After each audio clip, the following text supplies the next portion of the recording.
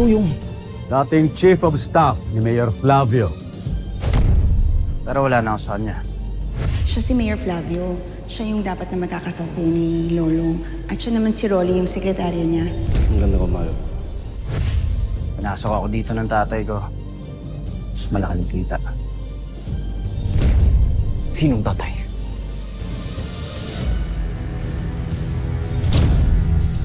Si Paquito. O ano ngayon?